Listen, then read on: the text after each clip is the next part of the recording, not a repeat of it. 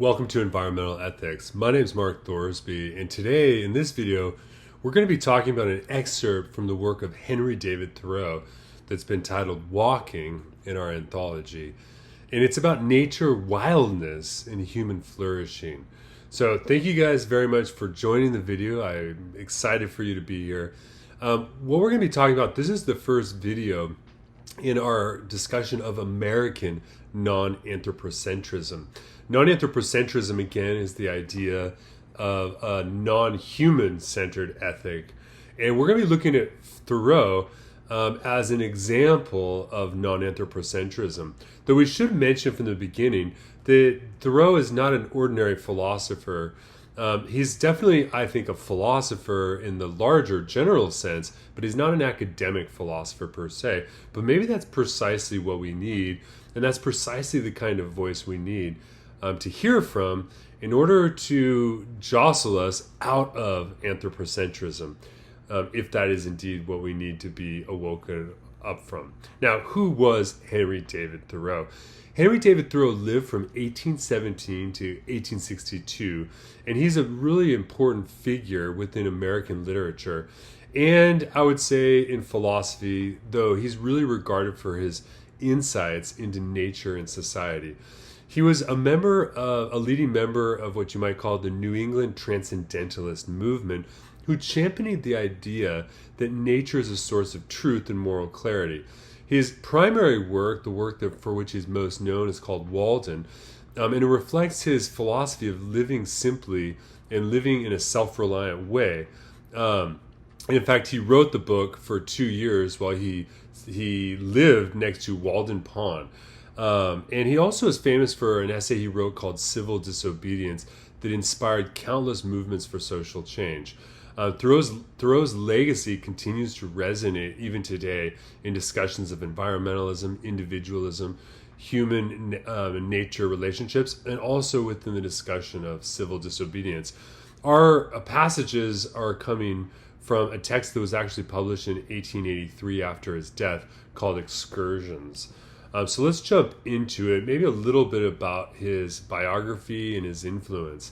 So he was born in 1817 in Concord, Massachusetts, and Thoreau became a pivotal figure in the New England Transcendentalist movement. Transcendentalism emphasized the inherent goodness of people and nature, but also advocated, and you can see it as something of a philosophical/cultural reaction to the industrialism that was taking place in that time. Walden and Simple Living. Thoreau's most renowned work, Walden, documents his 2-year experiment in living simply. He lived near Walden Pond and essentially lived in a small cabin.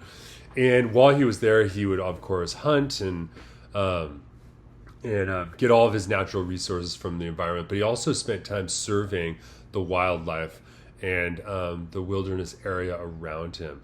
The Walden overall advocates for a life that is aligned with nature. Now, we can't talk about Thoreau without talking a little bit, at least mentioning his impact regarding civil disobedience. So civil disobedience is an essay he wrote which recounts the idea of when he traveled over a toll road, and when I believe it was a bridge, and when he got over the toll road, he was then had to pay the toll, and the toll was being used to fund things by the government which he disagreed with.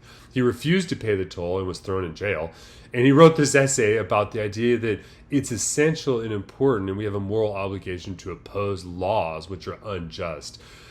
His work, Civil Disobedience, actually would go on to influence really important figures in the 20th century regarding nonviolence and civil disobedience, including Mahatma Gandhi and Martin Luther King Jr. in their quest for social justice. Obviously, the social justice for African Americans within the United States, as well as those of the Indian people living under British colonial rule. So civil disobedience has been a really pivotal text in terms of its actual impact. A lot of times philosophers talk about a lot of different ideas, but here's a case where a philosopher wrote an essay and it literally transformed the future. Some of the philosophical foundations, again, he is a transcendentalist thinker, or at least we place him within what we call the Transcendentalist movement. At the root of the word transcendentalism is the idea to transcend. If you want to learn more about this, it really draws from the teachings and the writings of Ralph Waldo Emerson and other transcendentalist thinkers. We can also recognize that the Transcendentalist movement, at least American Transcendentalism, which is a literary movement, a philosophical movement, it's also taking place during what's referred to as the Romantic era. The Romantic era was, you have a number of Romantic poets, principally British in orientation, who argued against industrialization and argued that we needed to get back to nature. So this is sort of an American version of that same impulse to realign ourselves with the natural world. Now, some of the things we're going to see as we discuss Thoreau's ideas is that we have to see nature as a source of meaning. So Thoreau would go on to advocate for really a deep and important relationship, an ethical relationship that we have with nature, such that nature is the origin of our values, or at least the values we ought to hold. And he emphasizes that nature offers profound meaning beyond just being useful for human beings. In previous videos, we talked about the difference between intrinsic and instrumental value. The anthropocentrists like Locke or Aquinas or Kant argued that ultimately the source of moral and ethical meaning lies with the human being. And they had good reasons for arguing that, but Thoreau disagrees.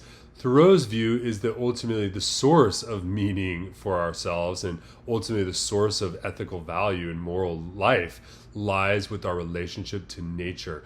And Thoreau would encourage individuals to reconnect with nature through experiences of wilderness, ultimately to find a sense of renewal, to rebuild themselves, as it were, and ultimately to find vitality in their lives. Now, by contrast, civilization is largely drawn as something of a constraint, or a series of constraints that ultimately lead to a disconnection from nature. And Thoreau would go on and does critique a lot of our social norms and societal norms that prioritize appearance and materialism over a genuine engagement with the natural world.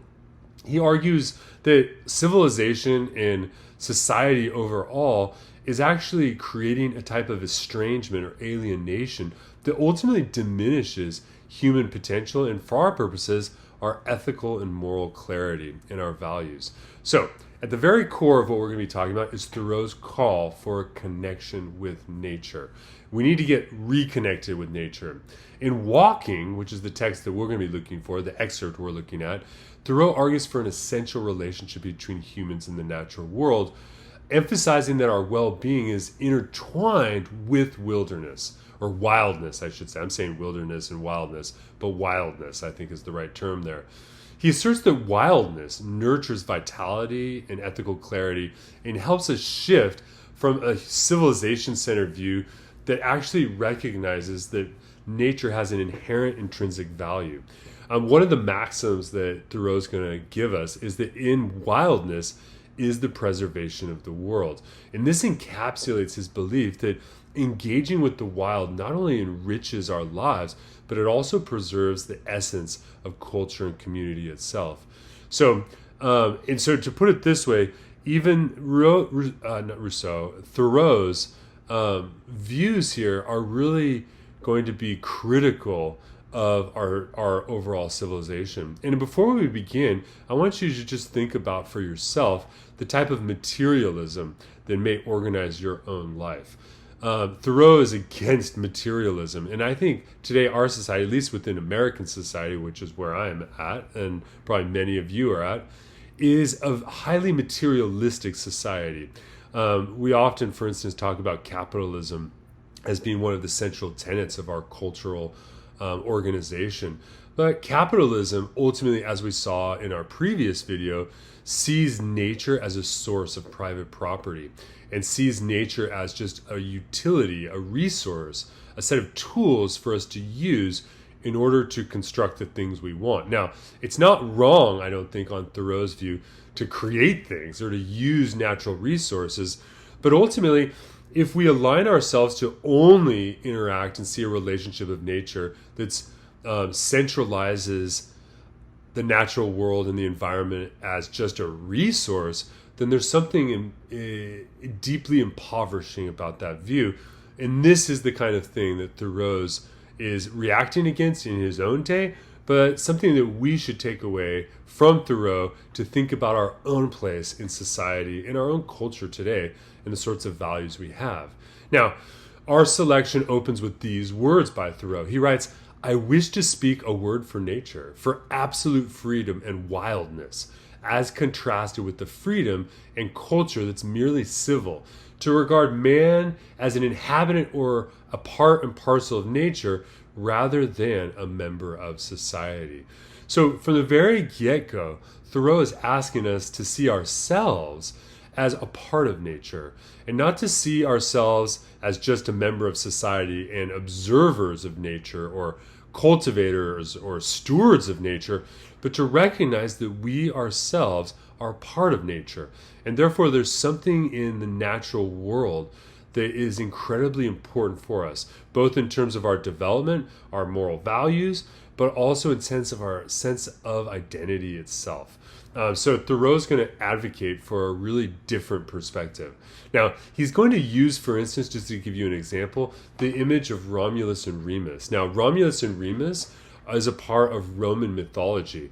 Romulus, where we get the word Rome from, the city of Rome was originally founded by Romulus, and Romulus and Remus were twin brothers who were raised by a wolf, a mother wolf.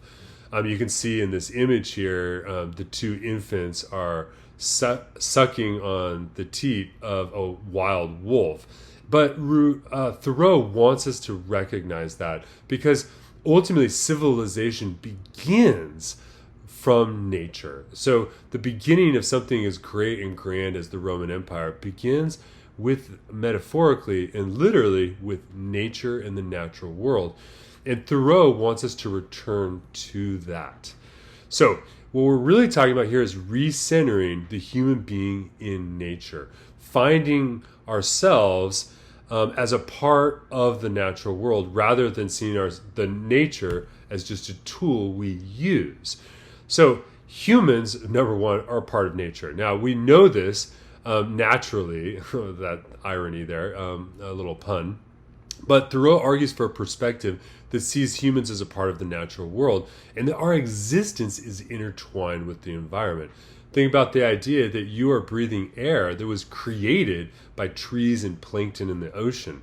Or trees aren't in the ocean, trees are in the forest, but also by most of oxygen in the world is produced by plankton in the ocean. That means that you're literally participating and thriving off of the natural world, even if you're living in the most urban of environments, which means that Thoreau is going to challenge the idea that human beings are separate from nature. And he's going to argue for a holistic view where wildness is an essential aspect of our identity that we've forgotten about or that we've lost over time through history and through culture. Now, so you might say, if we're going to try to, Thoreau's not an academic philosopher, but if we're going to try to pinhole him into an academic box, we might say that he's advocating a form of what we might call environmental holism.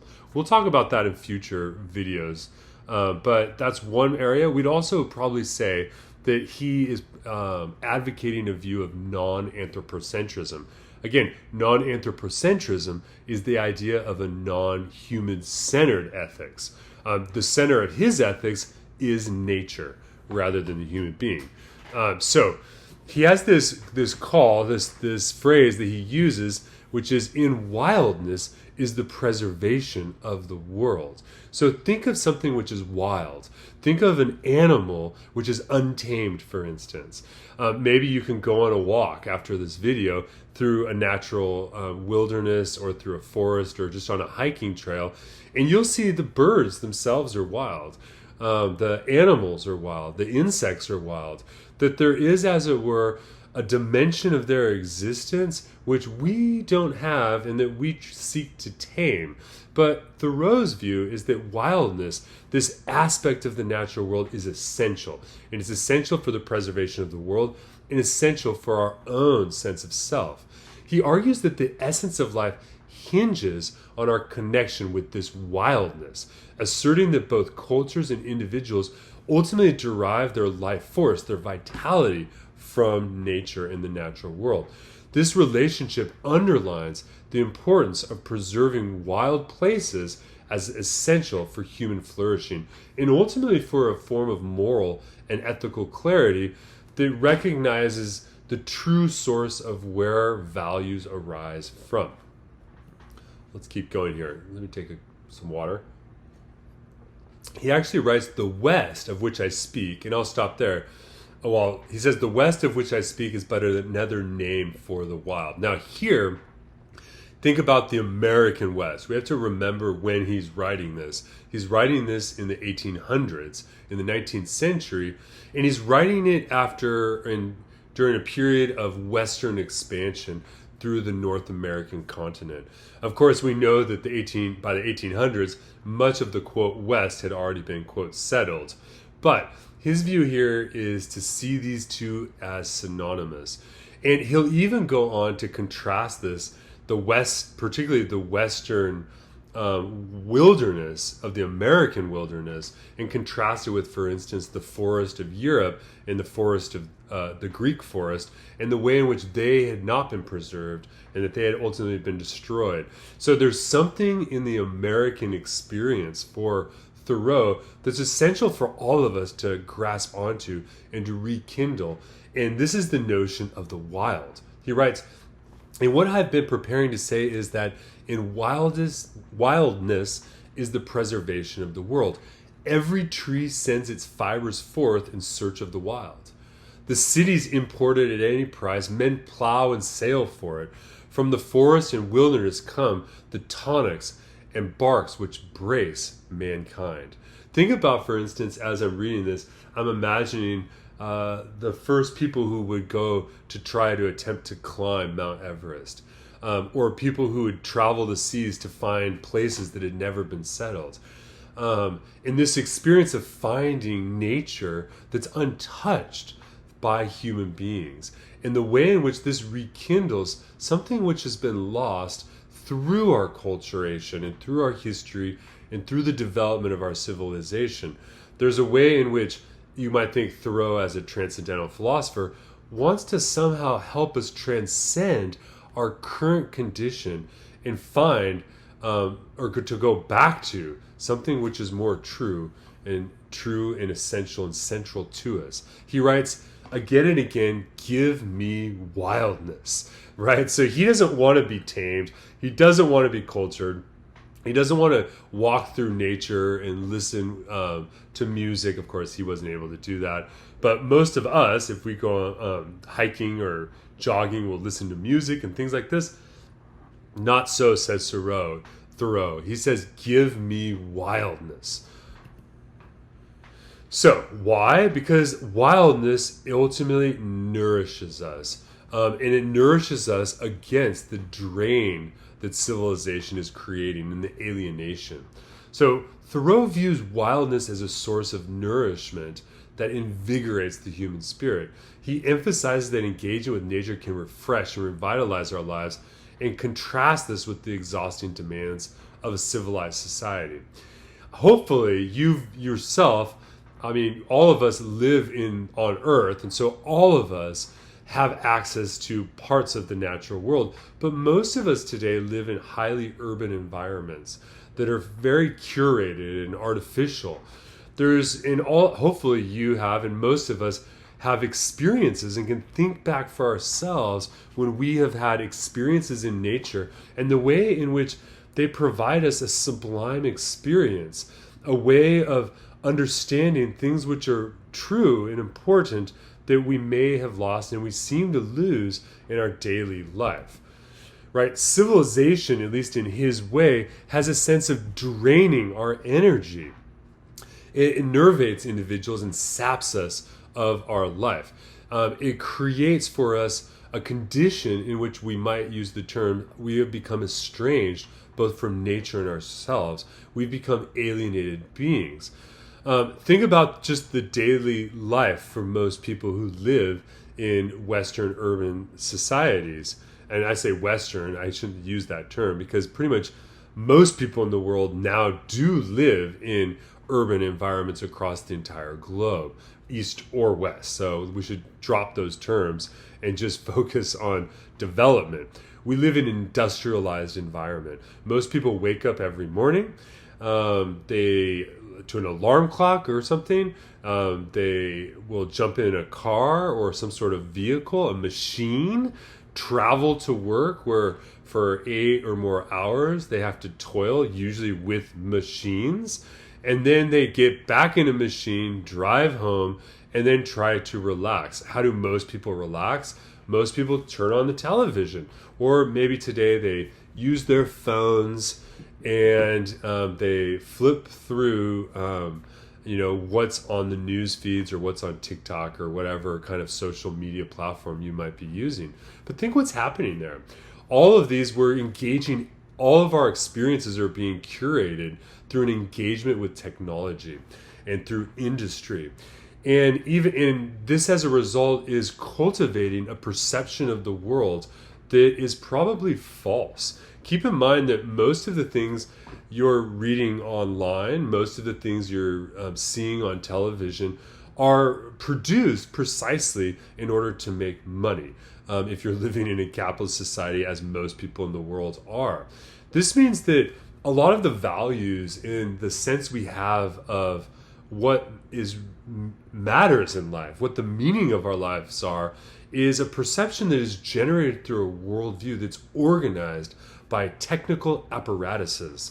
And as a result, I think we naturally, as human beings in the modern world, feel like there's something wrong. There's something lost in this. Think about the idea that the last time you saw the ocean and the way in which the ocean revitalized and nourished a sort of primitive part of yourself that is not usually nourished. In this way, civilization has it drains our energy. And so Thoreau writes, for instance, hope and the future for me are not in lawns and cultivated fields. They're not in towns and cities, but in the impervious and quaking swamps. I love this contrast he gives, because a swamp is a place that most people don't want to go to, even though it's a place where energy in life is happening, but it's something that we're trying to get away from. Thoreau's different. He wants to jump into and dive into the swamp. Well, maybe not literally, but he wants to go there. So he'll use, for instance, in our text, the swamp as an image for us to contrast where vitality in life is, as opposed to the city in this. Now notice that the traditional view of a swamp is an unappealing and an undesirable landscape. Consider, for instance, President Trump, when he was first running for office, would say things like, it's time to drain the swamp. Notice that by using that image, he's activating a negative image regarding what the swamp is. What Thoreau wants to do is completely swap this perspective. Notice that swamps are actually ecosystems, and they're places where there's a complex set of relationships. They're not just wastelands like we might dismiss them, but they're extremely rich in biodiversity and in terms of the potential that they give for life. So Thoreau's going to emphasize that places like swamp, places like these areas are filled with life and species, and they can help constitute for us a place where we too can find vitality and we can find a health. So for Thoreau, swamps embody hope and a sort of resilience, and I would say a resistance to the sort of normal way of looking at things. Another example here, he doesn't give this, but not in our reading, but think about the way in which people talk about weeds. Recently, I was talking to my neighbors, and they were talking about the idea that their front yard has lots of weeds in it. Well, think about it. What is a weed anyway? A weed is just an undesirable plant, right? And it's a plant which actually thrives somewhere. It thrives namely in your backyard, let's say.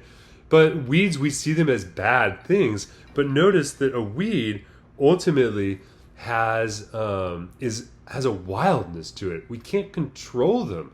So in your own view, you can take stock and think about the different images of the natural world that have typically been negative. And what Thoreau wants us to do is he wants to activate our sense of hope towards these and to see these images as precisely what we need to do in terms of reversing our sense of values.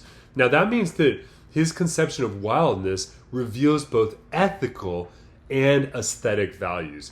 Ethical in the sense that wildness will rekindle for us a sense of what our obligations and where our values come from, but our sense of obligations for how we ought to treat the natural world and the environment, and how we ought to recognize that each of us is also a natural part of the environment. He also thinks that wildness will help cultivate our sense of what's beautiful, and the natural world is certainly beautiful. He's going to argue that the true vitality stems from a life that's connected to the wild and to wilderness. He believes that the wild not only fosters ethical living, but also enhances our aesthetic appreciation of life itself. And this means that he's going to really emphasize that what we need to get into is into a harmonious form of existence with nature, and that this is ultimately crucial for human flourishing. Each of us as human beings want to live good lives. And Thoreau is one of these early thinkers in the modern period who argues that in order for us to have a genuinely flourishing life, we have to become reconnected with the natural world. So I'm going to read you this quote from him. He says, "Why not put my house, my parlor behind this plot instead of behind that meager assemblage of curiosities, that poor apology for nature and art, which I call my front yard? It's an effort to clear up and make a decent appearance when the carpenter and mason have departed, though done as much for the passer-by as the dweller within. The most tasteful front yard fence was never an agreeable object of study to me," he writes. "The most elaborate ornaments, acorn tops or whatnot, soon wearied and disgusted me. Bring your sills up to the very edge of the swamp then, though not it may seem the best place for a dry cellar, so that there may be no access on that side to citizens. Front yards are not made to walk in, but at most through, and you can go in the back way." So he wants us to get up near the swamp, make it so that our abode is the wild, natural environment. Instead of going in through the front yard where you have a curated lawn that's actually just the chemical lawn, probably with genetically engineered grass, instead, lean into the weeds. Go in the back way. Find your own wildness. Now he says, you probably think I'm perverse. You think I'm crazy for saying this. But ultimately he thinks it's what you need. It's the medicine you need. Wilderness for him is essential for the human spirit. He writes, "My spirits infallibly rise in proportion to the outward dreariness. Give me the ocean, the desert, or the wilderness. In the desert, pure air and solitude compensate for want of moisture and fertility. The traveler Burton says of the desert, your morale improves. You become frank and cordial, hospitable and single-minded. In the desert, spirituous liquors excite only disgust. There's a keen enjoyment in a mere animal existence." Thoreau goes on to say, "They who have been traveling long on the steppes of Tartary say," and he quotes, "on re-entering cultivated lands, the agitation, perplexity, and turmoil of civilization oppressed and suffocated us. The air seemed to fail us, and we felt every moment as if about to die of asphyxia. When I would recreate myself," Thoreau writes, "I seek the darkest wood, the thickest and most interminable, and to the citizen the most dismal swamp. I enter a swamp as a sacred place, a sanctum sanctorum. There is the strength, the marrow of nature. The wildwood covers the virgin molds, and the same soil is good for men and for trees." I love this passage because Thoreau, particularly the part where he says, I would recreate myself, when I would recreate myself. what Thoreau wants us to do is to begin the process of recreating ourselves, refashioning our identity and our values, and to do that by cultivating the wildness that is within us, for we too are a part of nature. So that means that our identity is embodied in nature. It's shaped by nature. Thoreau envisions an individual whose identity is profoundly intertwined with the natural world. And he highlights that our essence isn't just formed by societal influences, but also by our habitual communion with the natural world. Notice the term there, habitual communion. We have to create a habit of communing with nature. And by nature, I don't mean pretty trees going to a park. I mean by habitually communing ourselves with that which is wild, that which is untamed, uncultivated, uncultured. He suggests that the sense and experiences of nature can become intrinsic, or need to become intrinsic, to our own identity, and that this is an integral part of who we are. But it's something that we have to find again. We need to re-tap into nature. So we need to cultivate a new connection with nature. And he suggests that without this connection, individuals and societies risk decay. And they ultimately, or more than that, they do decay and they lose their essence. In short, all good things are wild and free. It's such a beautiful passage. So there's an impact of civilization by contrast. On the other hand, modern civilization neglects these connections, and it prioritizes convenience and urban living over an interaction with wild spaces. There's a disconnect we have. We think of wilderness, we think that the environment is something to create our private property. Think of John Locke. We think of the ecosystems as places for development, to build new buildings and to build new towns and to build roads. And this is a way in which the impact of civilization is destroying this connection. And ultimately, it creates a false sense of who we are and what values we should really hold. So, that means that Thoreau wants us to embrace a new call to wildness, right? His philosophy is compelling us to really begin the process of reassessing the connections we have with the natural world. And I encourage you, while you're watching this video and throughout your day or whatever, is to think about, how are you connected with nature? When was the last time you were in a wild environment? When was the last time you were rekindled by nature? Because by recognizing and embracing wildness, we can recognize values which we've lost. So in an ethical sense, ethics is organized around values. Values are the things that we prefer, but most of us have lost values that are organized or centered around the natural spaces that exist within our world.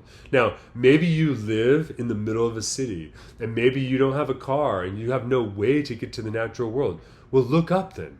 Up above you are clouds. Those clouds are wild.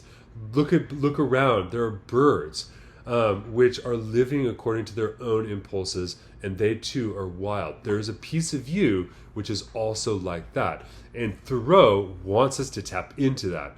Now, there's a way in which we can also recognize that the wilderness and wildness is a way of resisting this negative cultivation which he sees that civilization is wreaking upon us. He writes, "I rejoice that horses and steers have to be broken before they can be made the slaves of men, and that men themselves have some wild oats still left to sow before they become submissive members of society." Right? Particularly for those people who are my students and you're taking this class, so you can get a career and all of those sorts of things. But notice that what we're really talking about is becoming a submissive member of society, doing your duty. And Thoreau wants to say, you still have something left that's wild within you. Human beings have wild oats still left to sow. And again, he's not saying that he rejoices that horses and steers have to be broken in the sense that they have to be whipped in order that before they find submission. But he's rejoicing in the idea that they have to be broken because there still is something wild in them, in the same sense that there's still something wild in us. So these are some of the aspects of Thoreau's wildness in his sense of wilderness. Number one, we could say that Thoreau advocates a non-anthropocentric worldview. He also exemplifies a type of environmental holism in which ultimately we have to recognize that there's an interconnected totality of nature of which we're a part. We're not simply observers of nature. And nature isn't simply a source of values for our commodities. It's not. Nature isn't just a storehouse of reserves of iron so that we can cultivate steel and make cars. Here I have a steel glass of water. That's not what nature is. Nature is something much greater. And he thinks and he argues that we have to find that. So civilization for him is something of a corruption. And I don't think here that Thoreau is arguing that we have to get rid of cities and burn it all down. He's not an anarchist in that way. He's not a nihilist. But he's trying to get us to turn away from a purely anthropocentric sense of values. And ultimately, that will help us. So it's something of a call for resistance. So with that said, I want you to take some time, and now that you've watched this, and I want you to go on a walk. I want you to find a place, a natural environment that's where there still is wilderness. I want you to take your earbuds out of your ears. I want you to leave your phone at home. I want you to leave your book at home. You're not there to read. I want you to walk through nature, and I want you to try to listen to the sounds of the natural world, to listen to wildness, and see if you can cultivate in you a sense of that wildness. Henry David Thoreau is an important thinker within the American tradition. He's not normally conceived of as a philosopher, but he certainly is a philosopher because he's challenging our sense of value, and he's saying that we need to return to the swamp. We need to not build lawns and grow grass that looks good, but we need to let the weeds grow wild because there's a part of us that's there, something that we've lost and something that we need to re-encounter. So Thoreau's text here is titled Walking. So I encourage you to go walk amongst the natural world and see if you can cultivate for your sense a sense of the usurpation of values that he's arguing for, and see if you can tap into that, because in his view, and I agree with him, there's something very important and that's necessary if we want to live flourishing lives. Thank you much for watching, and I look forward to seeing you in our next video, which is on John Muir and his discussion of wilderness. Thank you very much. I'll see you online.